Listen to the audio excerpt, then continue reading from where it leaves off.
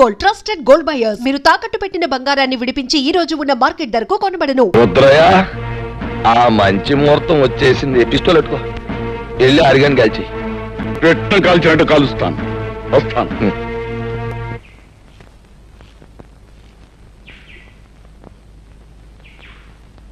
అరే అరే,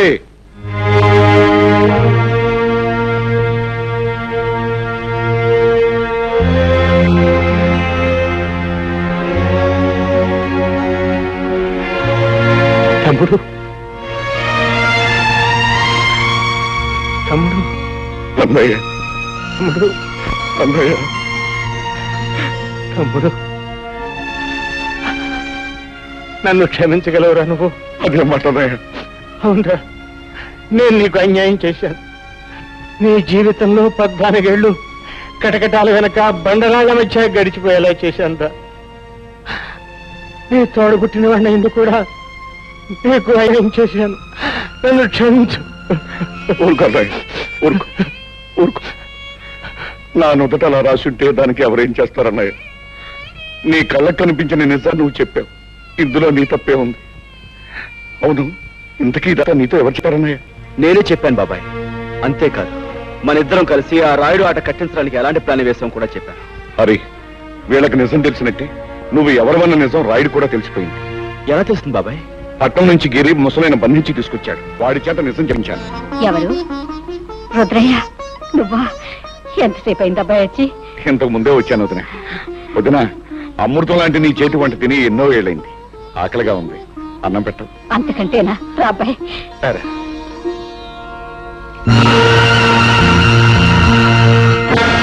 ఎరా రాముడు, నువ్వు చెప్పేది నిజమా?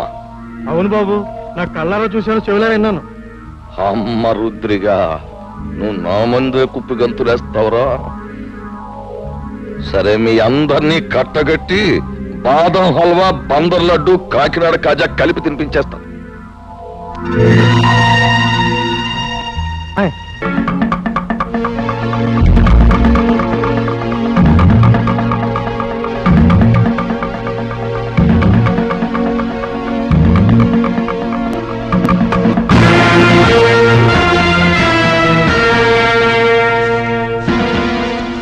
ఏంట్రా రుద్రయ్య, చలిమిడ ముద్ద తినేసి ఏనాడో సెలవు తీసుకోవాల్సిన నీ అన్నగారి కొడుకు ఊళ్ళోకి రుస్తుములా దిగి నాకే శత్రువు అయిపోయాడు.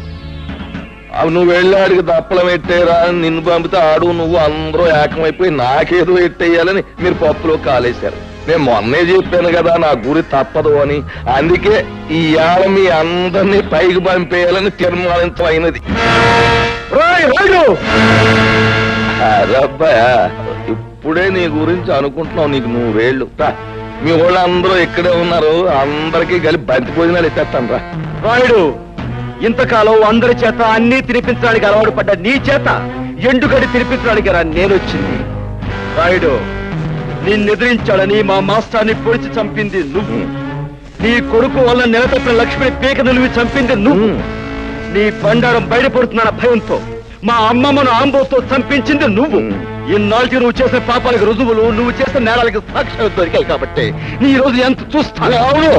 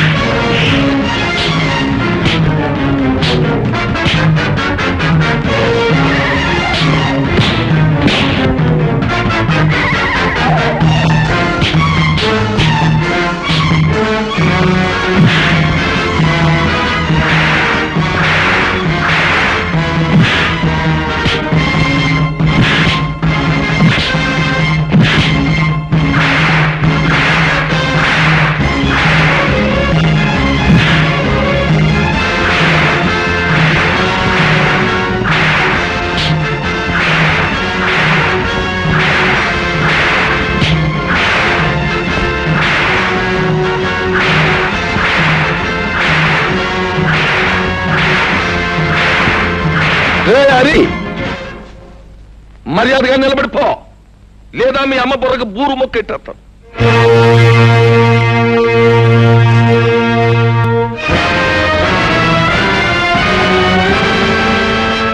రే నట్టుకొచ్చా చెట్టు కట్టేయండిరా.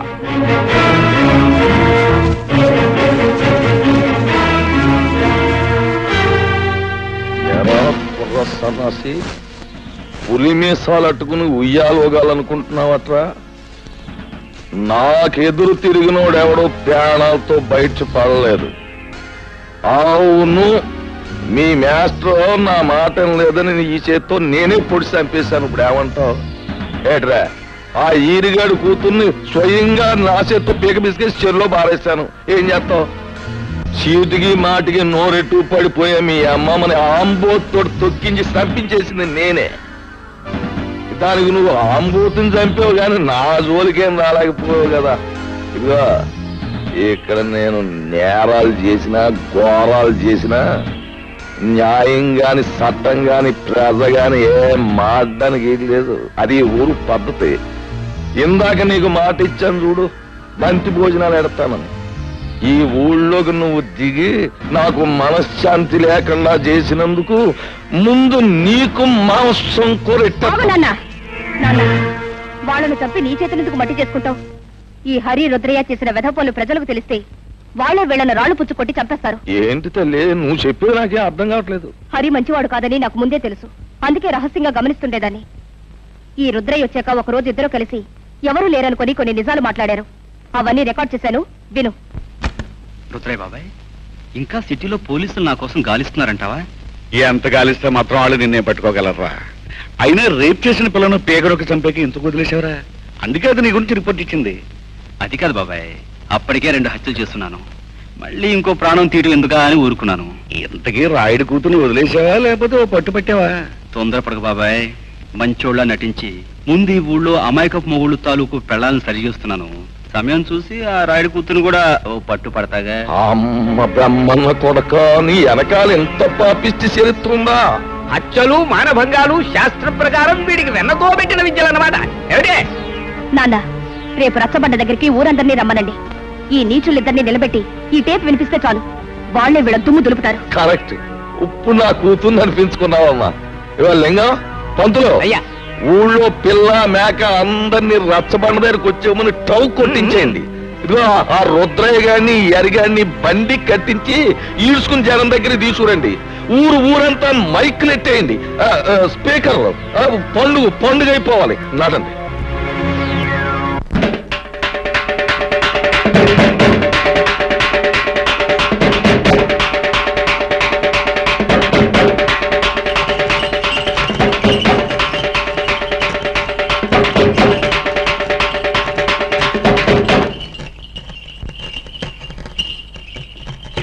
మహాజనులారా, నా గ్రామ ప్రజలారా,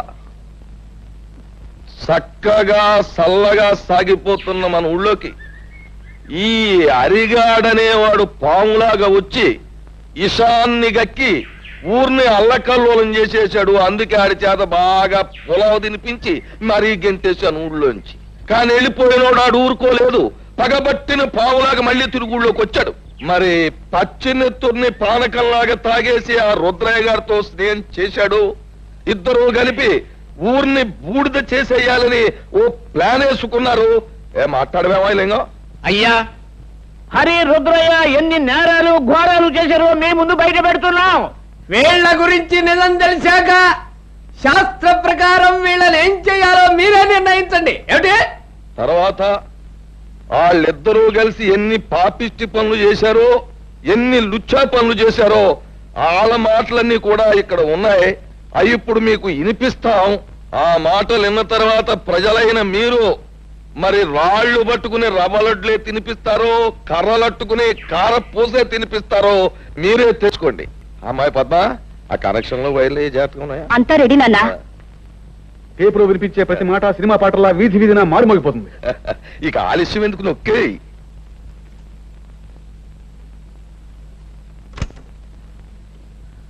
నాకెదురు తిరిగినోడెవడో ప్రాణాలతో బయట పడలేదు. అవును, మీ మాస్టర్ నా మాట లేదని ఈ చేత్తో నేనే పొడి చంపేశాను. ఇప్పుడు ఏమంటావు? ఆ ఈరిగాడు కూతుర్ని స్వయంగా నా చేత్తోటే పీక బిస్కెట్స్ చెరులో పారేశాను. ఏం చేస్తావు? చీటికి మాటికి నోరెట్టు పడిపోయా మీ అమ్మమ్మని ఆంబోతో తొక్కించి చంపించేసింది నేనే. దానికి నువ్వు ఆంబోతుని చంపావు కానీ నా జోలికేం రాలేకపోయావు కదా. ఇక్కడ నేను నేరాలు చేసినా ఘోరాలు చేసినా న్యాయం గాని చట్టం గాని పేద గాని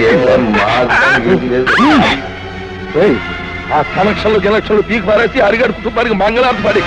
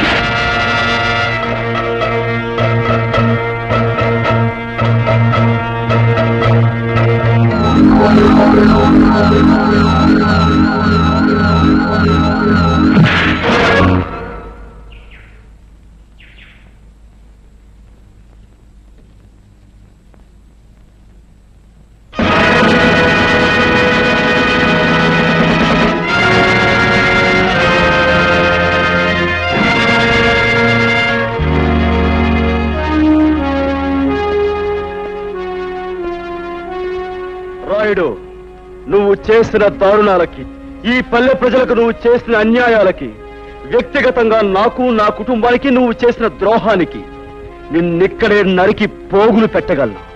కానీ నేను ఆ పని చెయ్యలేను. ఎందుకంటే నేను చట్టానికి బద్ధుణ్ణి. ఈ పల్లెకొచ్చే ప్రతి ఆఫీసర్ని నువ్వు ఏదో రకంగా నోరు మూయిస్తున్నావని తెలిసింది. అందుకే ప్రభుత్వం ప్రత్యేకంగా నీ విషయం తెలుసుకోవడానికే నన్ను ఇక్కడికి పంపించింది. బాధ్యత గల పోలీస్ ఆఫీసర్గా నిన్ను, నీతో పాటు నీ పాపాలను పంచుకున్న ఈ దుర్మార్గుల్ని చట్టానికి అప్పగిస్తాను. బాబు, ఇప్పుడు నువ్వు అన్న ప్రతి మాట ఈ యథార్థమే నన్ను ఒప్పుకుంటాను. మీరే శిక్ష వేసినా భరిస్తాను. అమ్మా పద్మ, ఇలా బాబు, నా రక్తాన్నే పంచుకు పుట్టిన మంచితనం మానవత్వం కూడా పెంచుకుంది మా పద్మ. దీనికి ఇక నువ్వే తోడుగా ఉండాలి బాబు. నీ చల్లటి మనసుతో, నీ గుండె నిబ్బరంతో ఈ ఏళ్ళ నుంచి ఈ ఊరిని రామరాజ్యం చెయ్యాలి అని నేను కోరుకుంటున్నాను. అందరూ నన్ను మన్నించండి. చలో చలో.